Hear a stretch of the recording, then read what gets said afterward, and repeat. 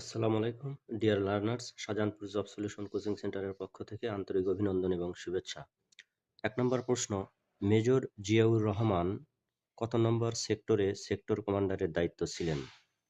এবং ২ নম্বর প্রশ্ন, কোন কোন অঞ্চলে মেজর জিয়াউর রহমান ও রফিকুল ইসলাম সেক্টর কমান্ডার হিসেবে নিযুক্ত ছিলেন? তো ১ নম্বর প্রশ্ন, মেজর জিয়াউর রহমান কত নম্বর সেক্টরে? আমরা পড়ে আসছি একটা ছন্দতে, এজির নামে একটা ছন্দ পড়েছি। এজির,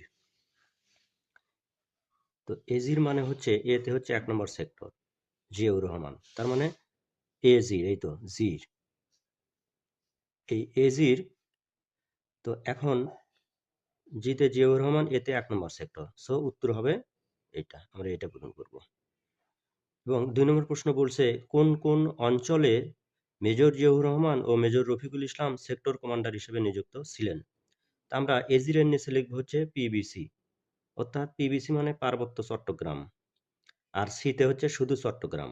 এখন আমরা দেখব যে পার্বত্য চট্টগ্রাম আর হচ্ছে চট্টগ্রাম, অর্থাৎ এইটা হবে ক নম্বর। তাহলে এজিতে হচ্ছে ১ নম্বর সেক্টর, জিতে জিয়াউর রহমান আর রতে হচ্ছে রফিকুল ইসলাম। তাহলে মেজর জিয়াউর রহমান আর মেজর রফিকুল ইসলাম ১ নম্বর সেক্টরে সেক্টর কমান্ডারের দায়িত্ব ছিলেন। পিবিতে সিতে হচ্ছে পার্বত্য চট্টগ্রাম এবং চট্টগ্রাম। সো উত্তর হবে পার্বত্য চট্টগ্রাম আর হচ্ছে ১ নম্বর সেক্টর। তো ধন্যবাদ সবাইকে। আসসালামু আলাইকুম।